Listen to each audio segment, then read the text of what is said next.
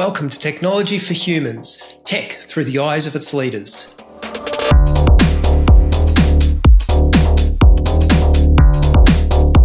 Hello and welcome to the podcast. And I have a very special guest today. It is an out of sequence podcast today because we're talking about something quite topical. So I'm joined by Joel Drapper. And the reason I wanted so much to speak to him, and probably he wanted to join me in this podcast as well, is because of the situation which is ongoing and still unfolding with Ruby Central and Regems and Bundler.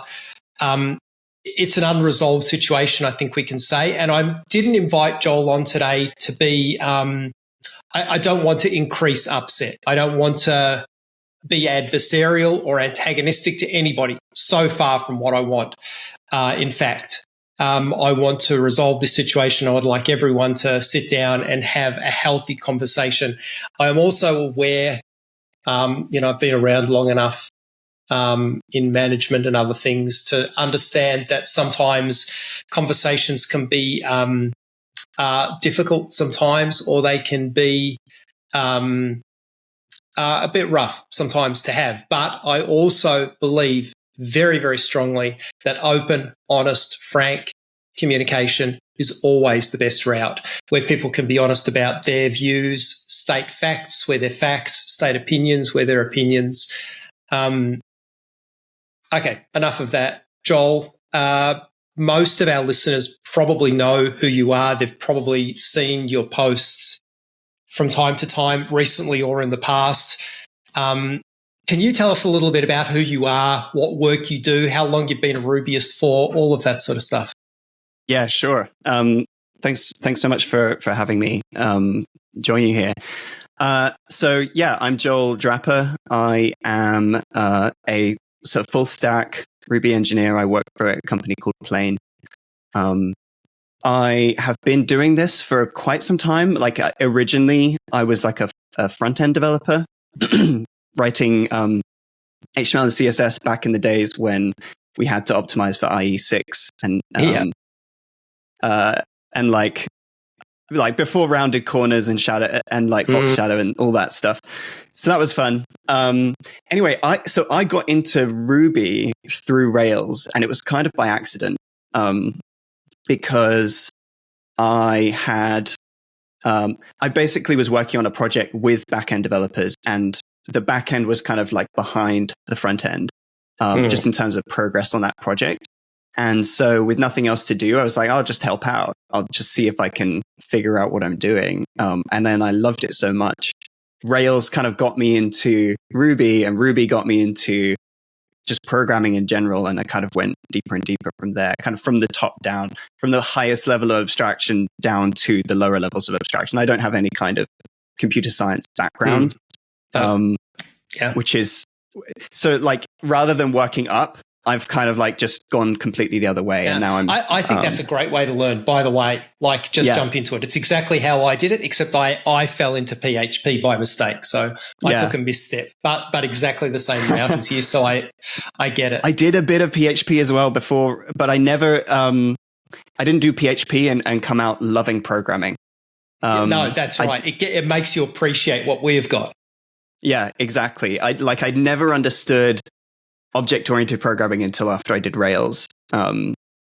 Anyway, so became a programmer. I worked at Shopify for a while, and I did privacy engineering, which was mostly just implementing GDPR for Shopify, which is honestly quite a large project because it's like Shopify is just so big. Yeah. Yeah. So we should tell people you're in Oxford, is that right? Yes, I live in Oxfordshire. I'm about 20 minutes from Oxford City in the UK. Yeah. Okay. So I also got into doing open source stuff. So you might know me from some of my Ruby gems. I maintain a gem called Flex, which is like a way to write object-oriented views in Ruby. So where you're just writing, calling Ruby methods instead of going out to ERB or some other language for templating. and some other gems, literal, which is like a runtime type checking thing. I can't remember the other ones, but I do a lot of open source stuff. Yeah. How many, Joel? How many downloads? Do you know? Or on Flex? Yeah, I don't know. All of your gems. Literally no idea. I can have a look now. It's definitely much smaller than View Component. 4 million downloads on Flex. 4 million.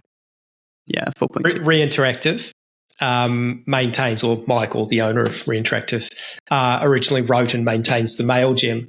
It's got, I think we're close to 700 million. Wow. Yeah. Yeah. It's amazing when the amount of downloads that just rack up over time. Because it's like cumulative, isn't it? It just keeps building. Yeah. Flex is a very new gem, really. Like it's maybe 3 years? I can't remember when I started it. But yeah, it's a fun gem to maintain. I feel like now it's kind of feature complete, and I've stopped. That I don't have any plans to add new features. Though recently I've been working on, make sure it's compatible moving forward. That's and then kind of like silly projects. Like right now I'm building a compiler for it, which is kind of wild and unnecessary. It's going to make it something like 20 times faster, but we're talking about going from views rendering in maybe 1 or 2 milliseconds to like 0.1 or 0.2. Right. Yeah. It's right. No one will notice. It's like not much different. It's not much different. But it's a fun project anyway. So I love those projects. I love those fun projects that no one will ever probably see, but it doesn't matter. Honestly, this is one of the things I love about open source is like I could never justify doing this if Flex was a work project because it's just not worth the time. But when it's your own thing and it's kind of just for fun, you can put an obscene number of hours into just really perfecting something, which is honestly like the most satisfying thing to do with programming is to like really get something very, very good. Yeah. Yeah, absolutely. And that moment when you're sitting on a problem and you know it can be solved, but you haven't figured it out yet, and then you go, that's how I do it. And you do it and it works. Yeah. Yeah. And you know, like that, when you have that moment, you know, before you implement it, this is what's going to work. Exactly. Yeah. And with the compiler, like this was years of it. Like I tried it and I hit a block and I couldn't go any further. And then I tried it again and I hit another block and I couldn't go any further. It's really tricky because we have to take like multiple paths. Because Ruby's so dynamic, like say if we're compiling a block, and inside that block is some like HTML template methods. We don't know for sure that they're HTML template methods because we don't know for sure that the self of that block is going to be a Flex component. It could be something else. Like you'd say 10 or like posts.each do, right? In theory, the .each method is probably just going to yield. So you haven't actually changed context somewhere else, but it could instance exec. So you have to compile two paths. Anyway. Yeah. Let's not get too into the weeds with that. No, I like this. And I think this is like our listeners love this sort of conversation, quite honestly. Yeah. Like this is what people find interesting. And so do I, of course. Okay, so let's get to the subject. Yeah, let's get to I love talking to you about this sort of stuff, and we could talk for hours. The point is, you are an open source developer. You're not afraid to get your hands dirty, right? And I guess, for want of a better word, you've been taken aback by what's occurred, and haven't felt that while some of the communication that's come out of Ruby Central has been helpful, it hasn't all been helpful. And I think you're left feeling. Correct me if I'm wrong here. Left feeling there is more to be said and we need to have those conversations. Would that be accurate?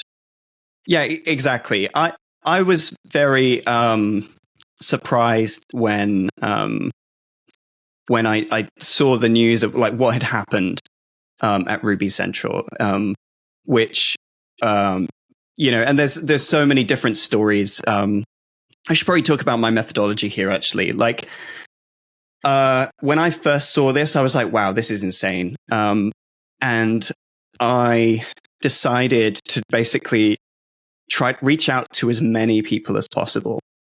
I spent, probably about 100 hours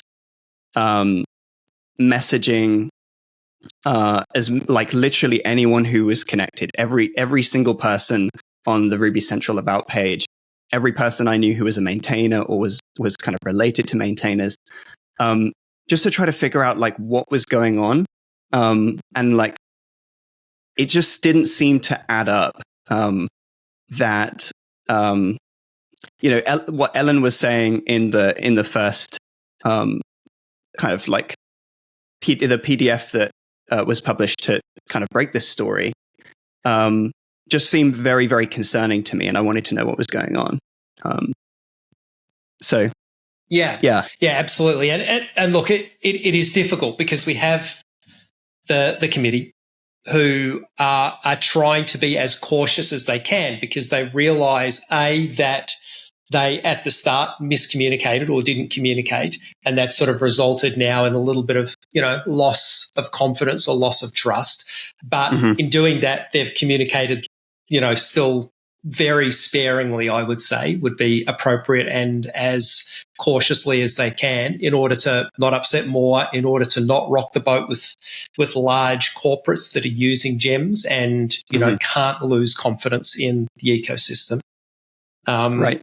But in doing that, we probably are left like people like us who, who do care for the community and care for open source, feeling a little bit like, well, what's going on? What is happening? Yeah. So what are your views, or what do you know that you can share? Well, let's just touch on communication for a second. So this is one of the things that Freedom mentioned when you spoke to him. I can't remember precisely, but it was something along the lines of like, we're developers, we suck at communication. Right. And right. I get it, but it's just like, I think it's a mistake.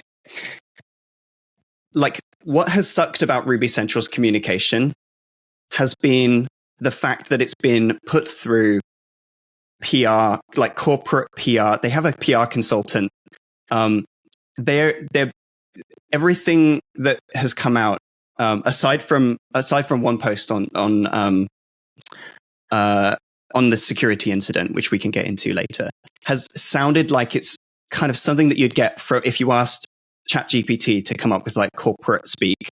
It doesn't feel authentic. It doesn't feel real. And then there's a lot of stuff in there that's like, if as a developer, when you read it, you're like, this is so obviously not true. Maybe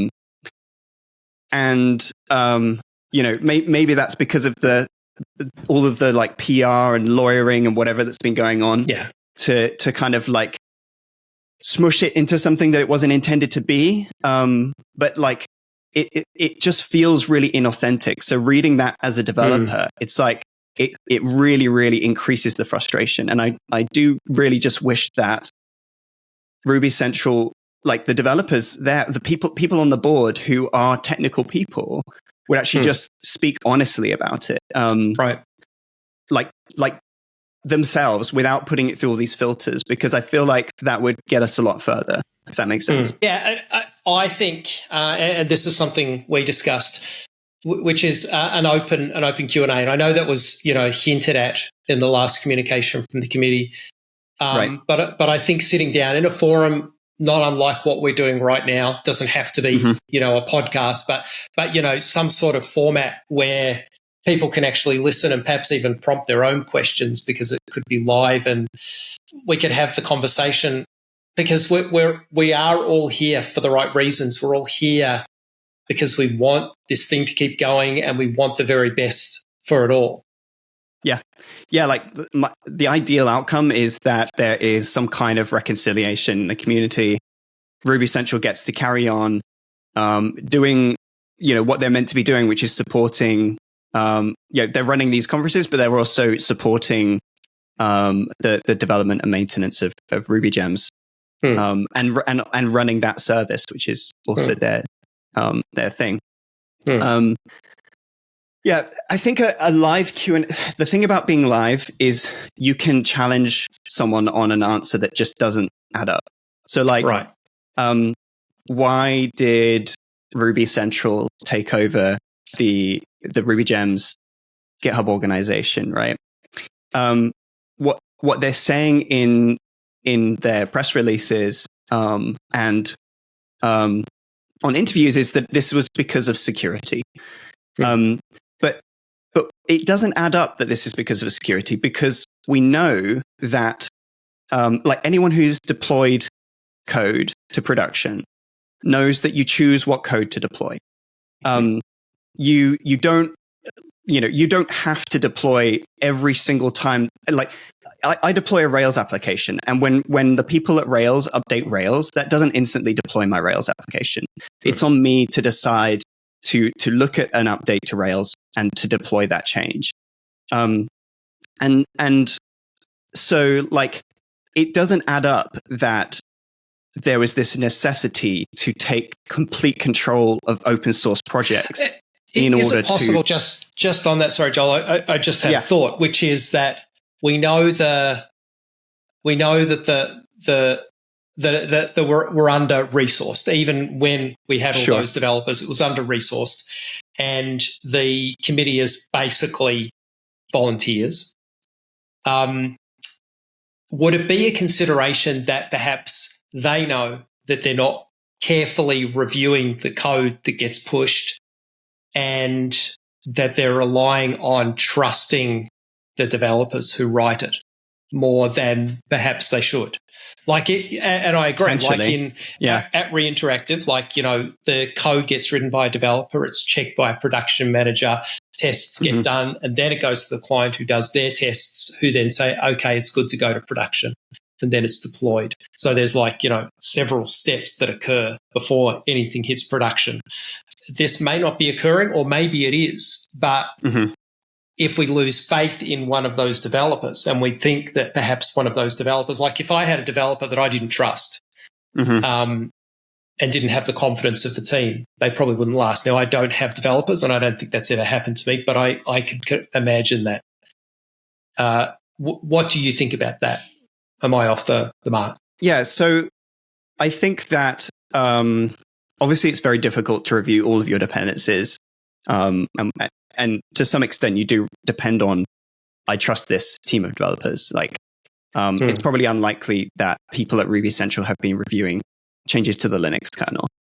Right. If that makes sense, even though they are obviously depending on changes to the Linux kernel.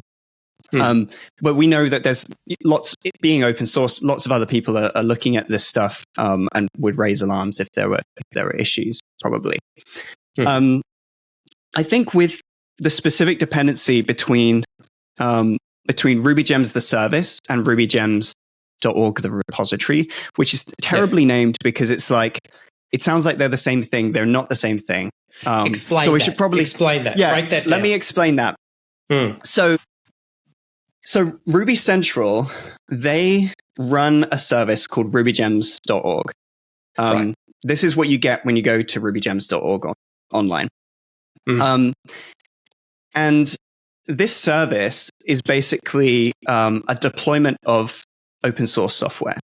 So you've got in there open source software from Linux, right? You've got Ruby, which is again also open source software. You've got Rails. You've got gems like MyGem Flex is in there. And you've also got this open source application called RubyGems.org, unfortunately. This is a bad name. It should have been called Gemcutter. And I don't, for some reason, it was like named differently. But this is essentially just an open source project that that allows you to deploy a RubyGems.org like service. The relationship between RubyGems.org, the service, and this repository is more akin to the relationship between, my application that I work on at work, Plain, and Rails, the open source project, right? We deploy a version of Rails to production, but we don't deploy Rails itself. We don't own Rails.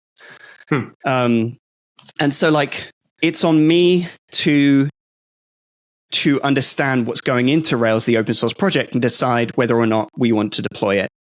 And, there's always that ability for me to say, we can't deploy this because it's, doesn't do what we want or whatever, or there's a bug in it.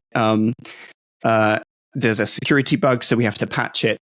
But the idea that I could say, well, because I deploy Rails to production, and because I maybe sponsored someone who pushed a PR to Rails, therefore I get to take over the Rails repository. Like that just doesn't make any sense that doesn't to me. add up. Yeah, and it's confusing because of the names, but really, I've looked into this a lot. There is a very specific distinction between the sort of Ruby Gems organization software, which was a separate open source organization, not even like really an official organization, but just a group of people working under a GitHub org. And Ruby Central, who have contributed to that either through paying people to work on it or like financially or practically. But they're not the only people who've contributed to this software. And they, from what I can understand, they have never owned it until they took over kind of without any consent of the maintainers. They just took control of the organization on the 18th. This is the heart of the discussion, and this is the exact thing that I think needs to be discussed. Like, the question really needs to be raised: why was that done, and how do we now? Okay, it's occurred, it happened, correctly or not. How do we now back away from this and return to normal working conditions? I guess. Yeah, exactly. So, what they could have done instead is they could have just deployed. Basically made it so that they deploy more carefully. An employee of Ruby Central checks the code that's changed and does that. Or they could have made a fork. So make a copy of the open source project and maintain that going forward. It's... And to answer your other question, like, what do you do now? I think it's really, really essential to rebuild trust with the community, that they give those projects back to the maintainers that they were taken from. Would you exclude? Would you say perhaps no? Okay. Even I think it's important that the maintainer who actually did this takeover is added back as well. Like, it stays on it because that group of maintainers had an established kind of governance in place. They already had both like written and unwritten policies on like how maintainers are added, how maintainers are removed, things like that. So I think it's really important to follow that process and let the maintainers decide, this person is no longer trustworthy because of what they did. We're going to vote kind of democratically and decide that that their maintainership is finished because of what they did.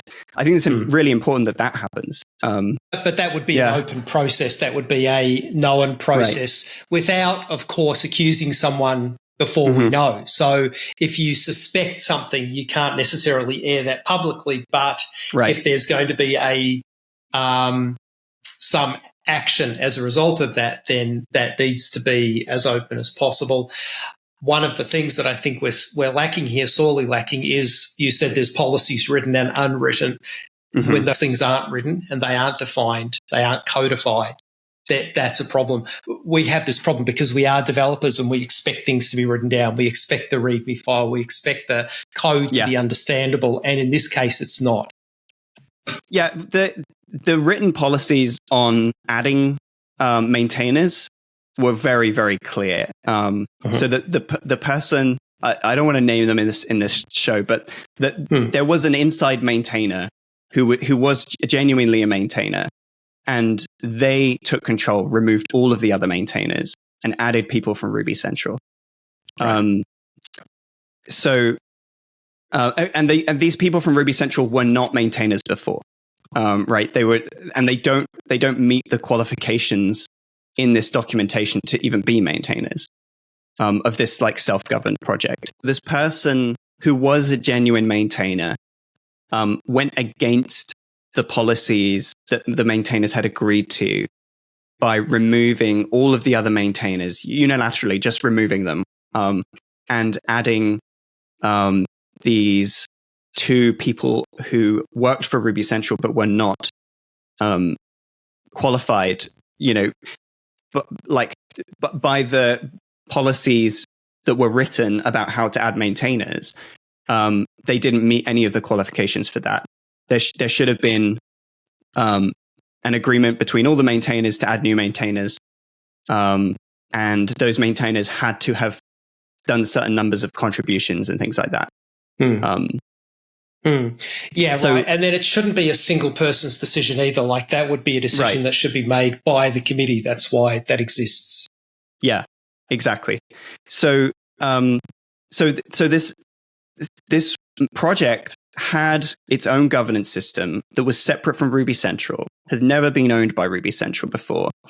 And they were actually working on more formalizing this governance system even more. And they were doing that in communication with Ruby Central, who obviously take a strong interest in that process. And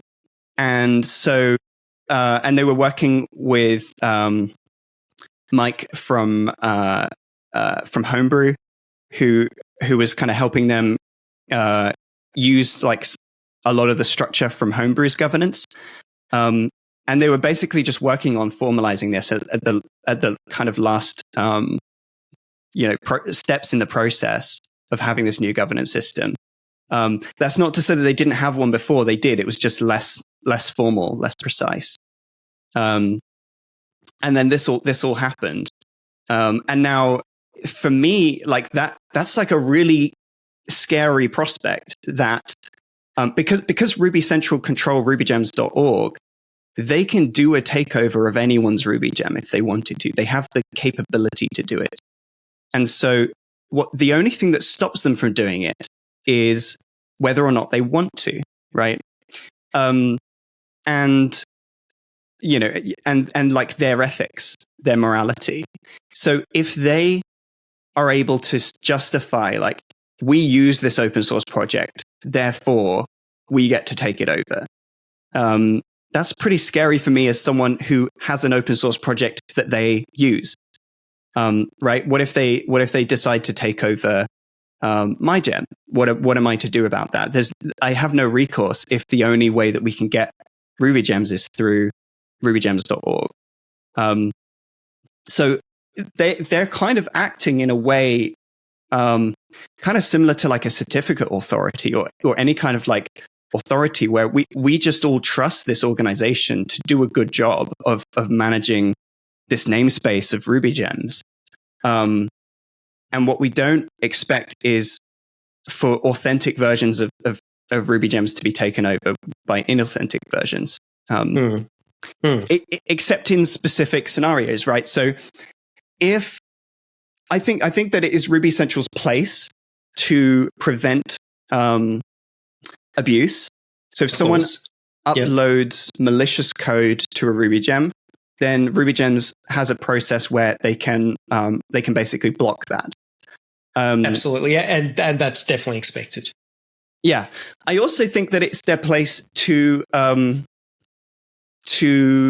with the consent, if possible, from the old maintainer, to try to find new maintainership for abandoned gems. I think that's very reasonable as well. Yeah, that's actually an interesting point. And I'm talking from a hat of looking after lots of legacy applications and the problems that causes. Yeah.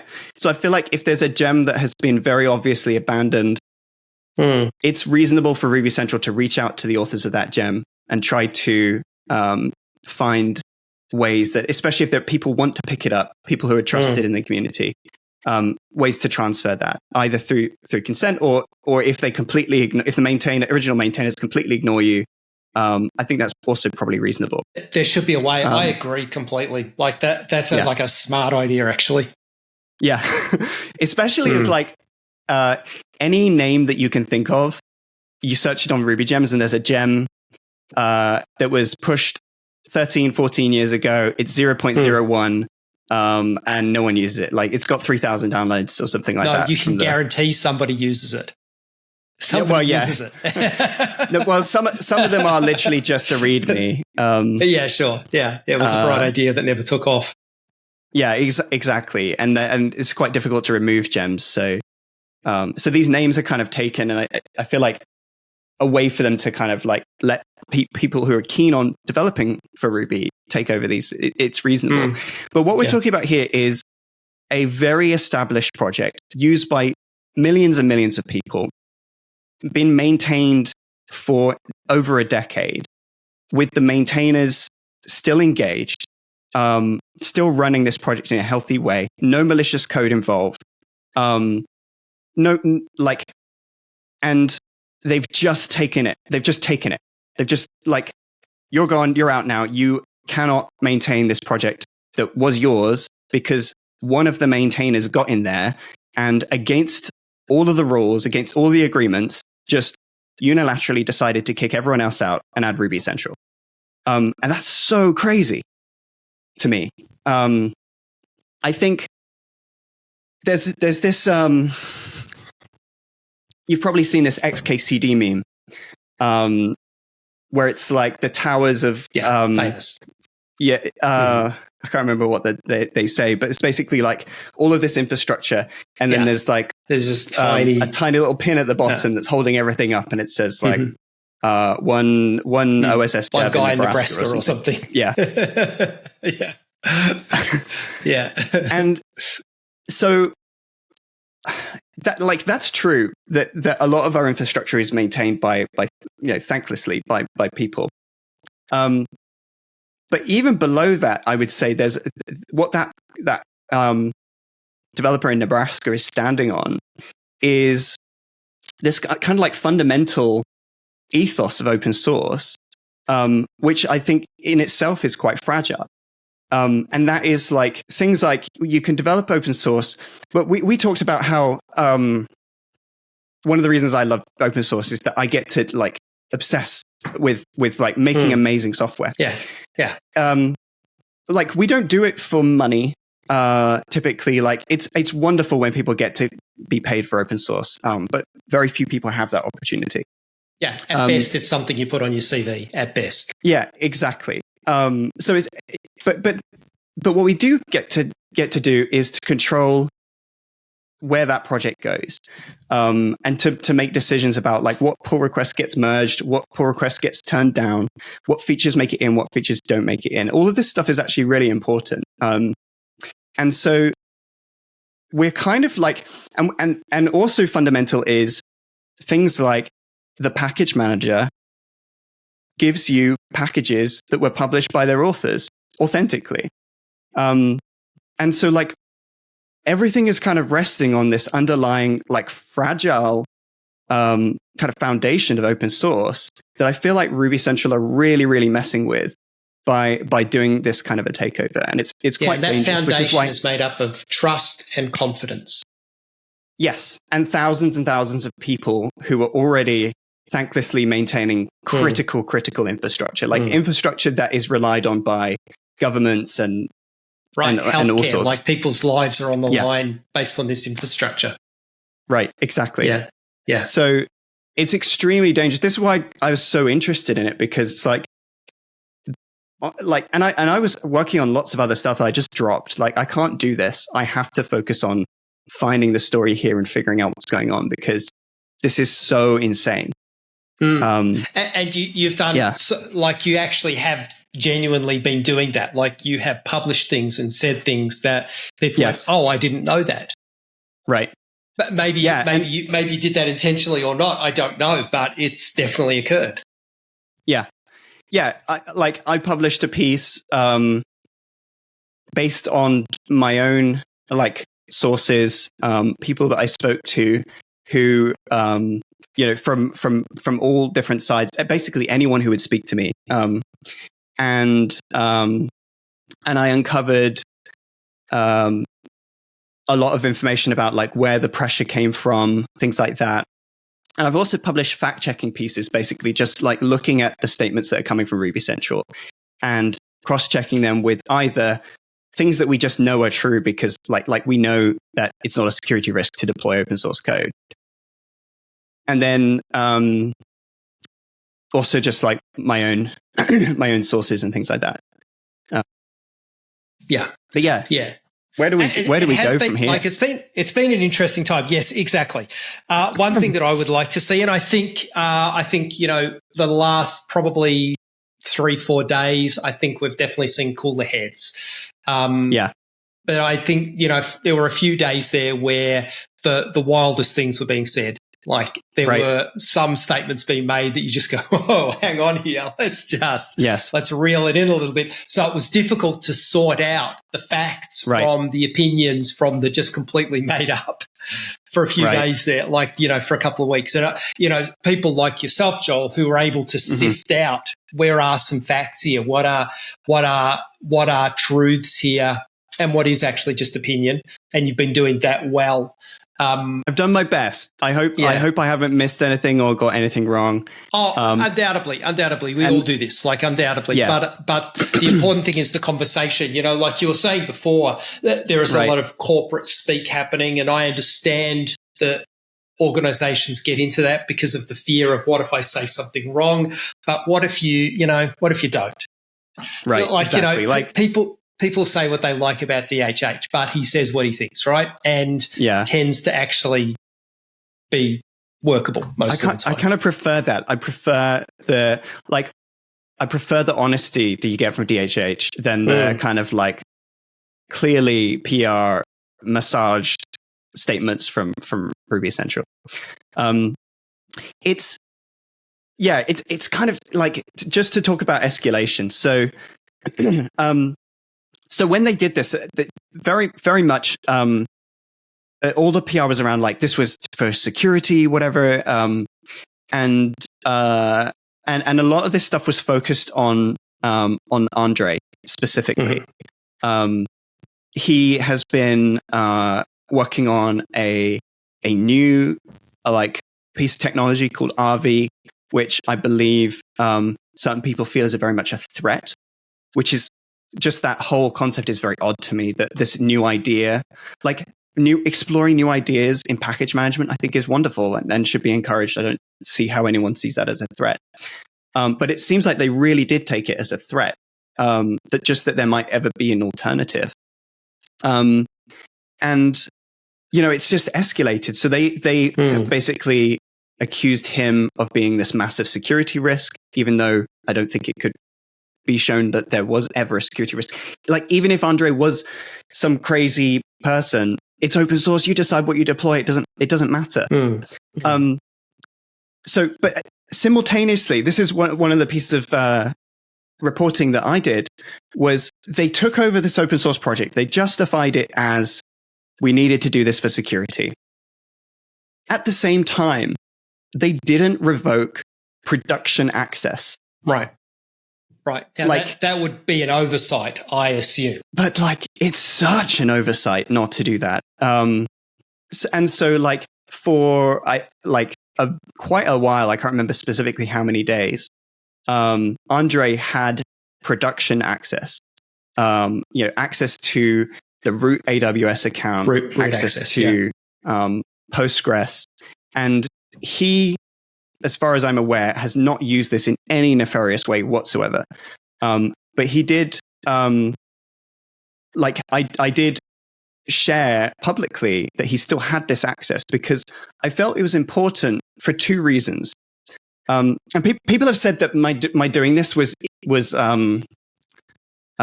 irresponsible disclosure.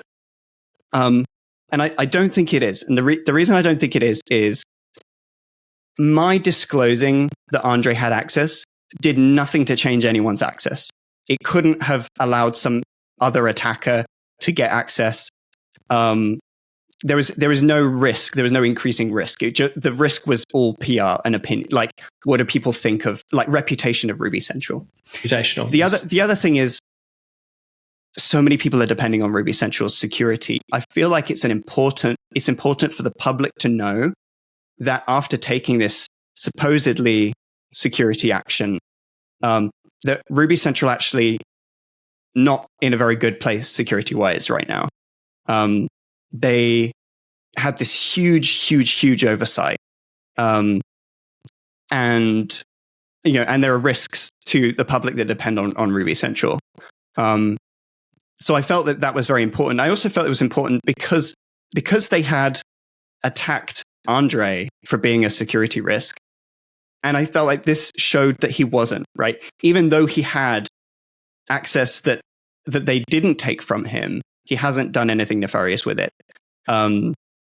Anyway, but now they've escalated and they're saying, they're accusing him of, instead of saying, yeah, we messed up, which is like, I've read so many kind of security postmortems, and 100% of them, they're like, we messed up, we did this, and this was our fault. Yeah. Yeah. It's the only thing that makes sense. Take full responsibility. But this one reads like a smear campaign. It's like, and they're accusing Andre of federal crimes because they left him with access to production systems, which is just insane to think that there's an open source, there's a non-profit organization that's meant to be supporting the Ruby community is like lawyering up and attacking, this maintainer who has dedicated significant portions of his life to building this wonderful infrastructure that we all depend on, and has never once, as far as I can tell, acted in any way to compromise that. It doesn't have the same platform to defend himself either, I think. Yeah, exactly. So this is just so ugly, and it's such a bad look for Ruby Central. I wish that they would just come to the table and get rid of the lawyers, get rid of the PR people, come and talk to the maintainers, talk to people like me. I'm not really involved, but I am, I know these people, and I feel like I might be able to help connect people. And, they're not unreasonable people. I could really see a way, like if people just come to the table, I could see a way that there could be some kind of I agree completely. Yeah. Like I said at the outset of this, more communication is always the best idea, and that can be uncomfortable and it can be challenging, but it's the path through. It's the only path through. Not communicating is like, that's not confronting the situation at hand, or communicating through carefully crafted pieces is not how to do it either. Right, exactly. In a situation like this, at any rate, that's my view. I've been doing this a long time. We want to back up what's happening here. Like we have to have the committee. Like it has to be there. It is absolutely necessary. God only knows they've gone through some tumultuous times over the last years, 4 or 5 years. It hasn't been easy, and there's been changes in personnel and so on. Yeah. And to be clear, I think that we didn't support Ruby Central like we should have done, a long time ago. And I think that has probably led to a lot of this, where it feels like there's been a significant corporate capture by one major sponsor. We know that Ruby Central has most of their sponsorship is essentially in kind. Credits from AWS and Fastly. I think this is to the tune of at least 6 figures a month, from I think like $500,000 to $1 million of in-kind credits from Fastly per month. If I might have that wrong, but it's very, very significant. I can imagine it's something like that. I don't know exact numbers either, of course, but yes, it's got to be something like that. So that's just fine. Like they're a not-for-profit, they should garner that support, but they also need physical, financial support as well. They need corporate sponsors, people that rely on that infrastructure every day to run their businesses, have a responsibility and a duty, I would even say, to back up the Yeah. So they have this. Essentially, hosting is free, basically, because of these two sponsors, but that doesn't provide for anything else. So on top of that, they then have a lot of corporate sponsors, and I understand that they had two main ones, which was Shopify, and actually three main ones. They had Shopify, Sidekick, and Alpha Omega, and Sidekick withdrew a significant sponsorship when they invited David Heinemeier Hansson to speak at the final RailsConf. And then I believe this has basically led to essentially like a very small number of sponsors being able to call the shots. That's the way I understand it. That's what all the kind of open source evidence and things that people have said to me privately seem to be pointing to, that there was significant pressure coming from sponsors to do this takeover, and that doing a fork wasn't enough, that they specifically had to take over the RubyGem bundler and the open source organization called One of RubyGems. the ways out of that, like, okay, let's say that did occur and that is the situation, and whether it was direct influence or a suggestion, we would think something like that occurred. And I think, reading between the lines, I would agree. I don't have direct communication on that. But the way out of that there was some kind of deadline, right? Apparently, that was existential for Ruby Central. I think Freedom described it as being voting between shutting down Ruby Central or doing this takeover. Right. So we can't leave a committee like that with that as their choice. They have to be able to say no if that's in their best interest. Right. I feel like, or here's an option that isn't exactly what you said, or something, or here's how we're going to do it. Okay, that's what you've asked for. We can achieve what you're looking for, but here's how we're going to do it. That is going to be better for the whole community, or something. I don't know, and I'm not. I'm just giving some opinion here as well. But if there are more sponsors, it gives them more options.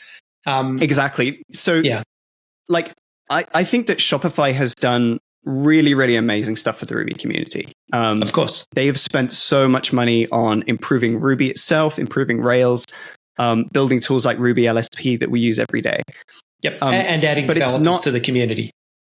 But despite that, it's not healthy for there to be essentially one major corporate sponsor for Ruby Central. And that's kind of on us, that the smaller companies and individuals haven't really gotten behind Ruby Central and given it. There's plenty of companies turning over, maybe not quite Shopify numbers, similar numbers, who are responsibility.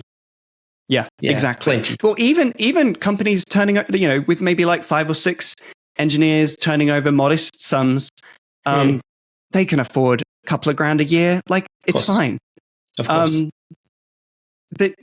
So this should have Ruby Central should have been in a position where they could say, actually, we're okay to lose your sponsorship because we're going to do right by our community. We're going to do the right thing here, rather than whether direct or indirect, feeling like we're going to lose all of this money and we're going to have to shut down if we don't do this really, really crazy thing and just take control of these open source projects that we've been looking after, like sponsoring but without owning before.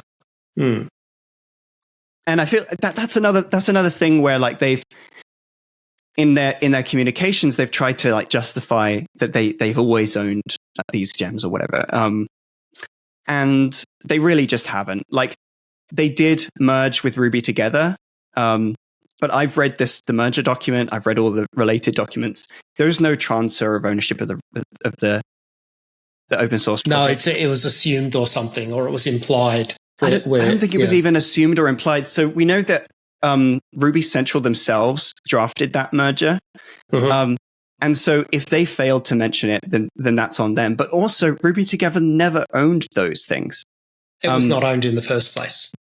Exactly. So what they were doing was just, like, selecting open source projects that were doing good in the community and then sponsoring them.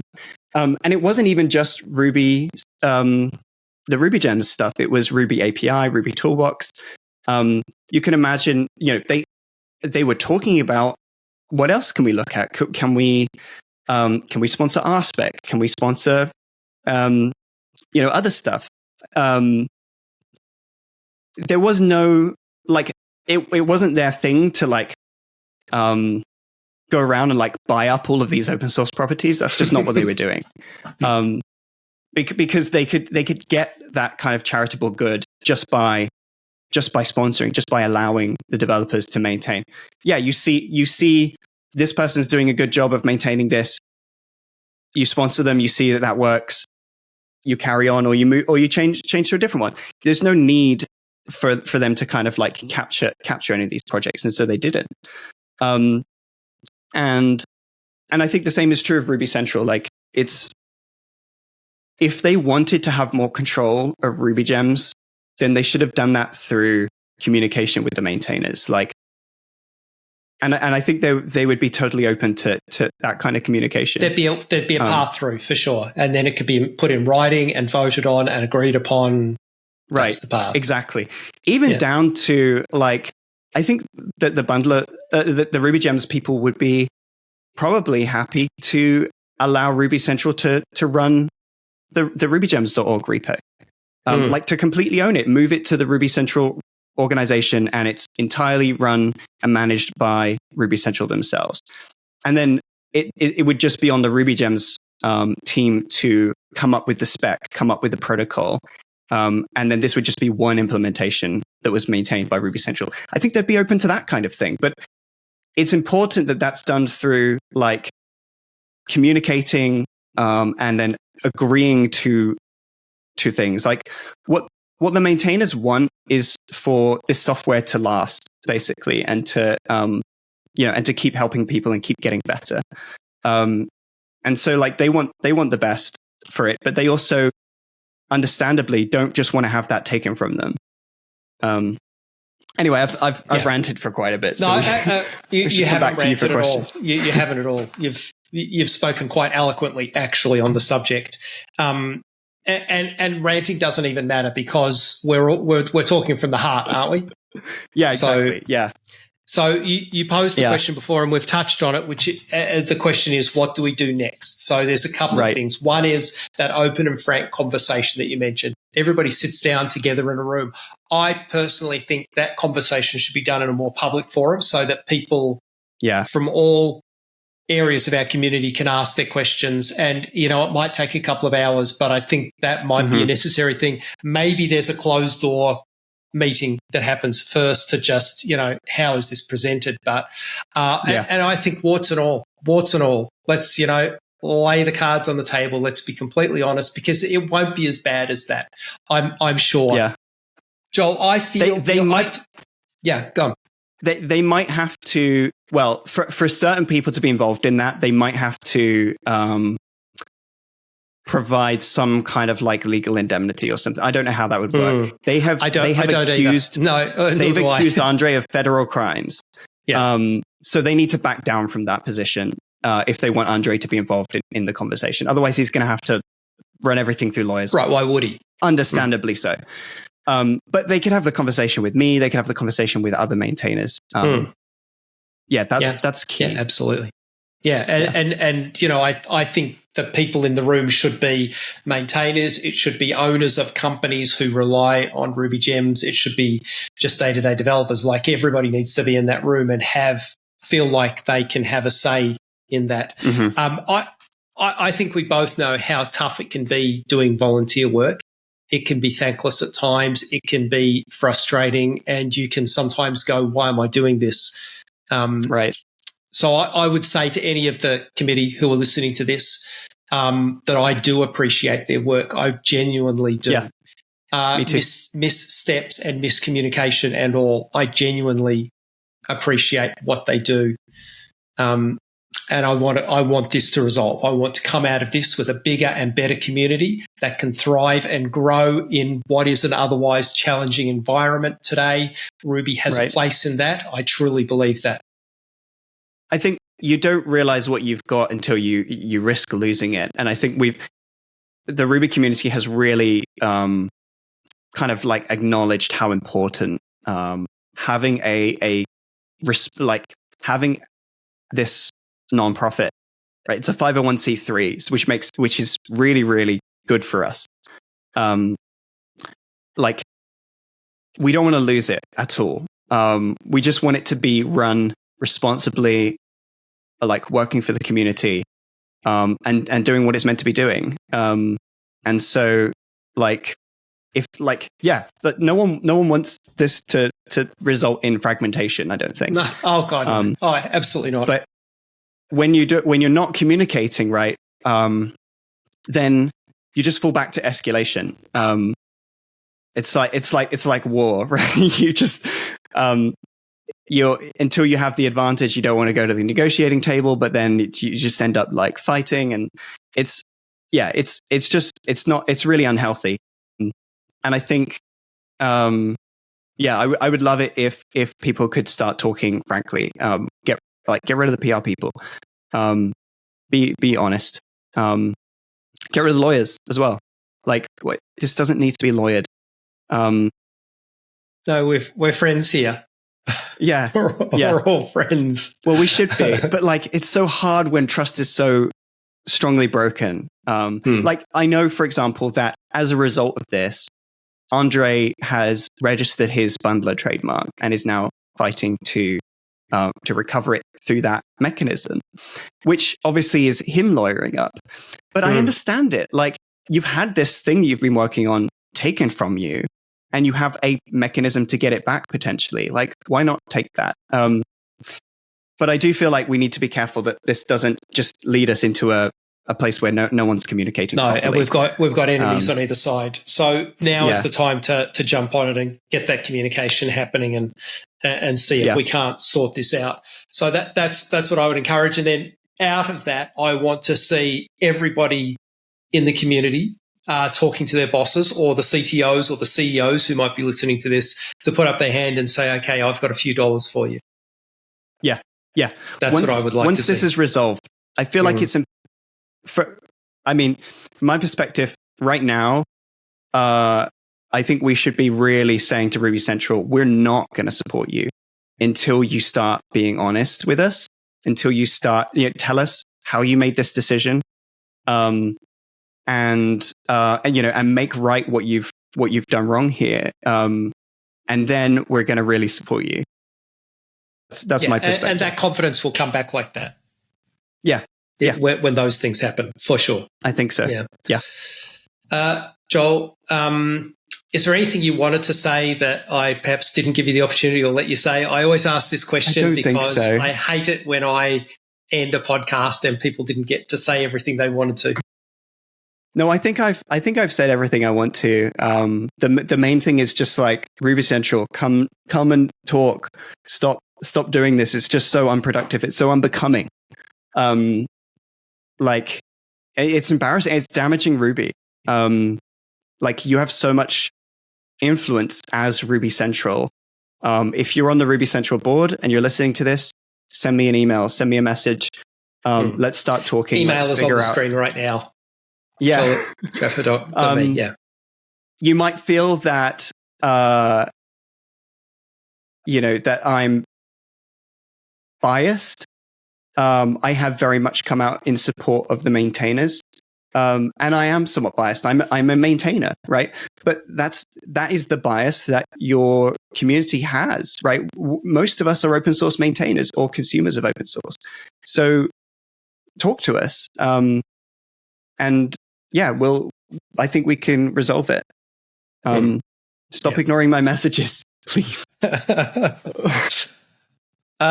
Joel, look, I really appreciate you speaking. I know this isn't necessarily an easy conversation to have publicly. Like, it's one thing to be able to craft something on Twitter or X. Yeah. But to actually say something, like, it's harder to go back on. So I appreciate you showing up today to have this conversation with me.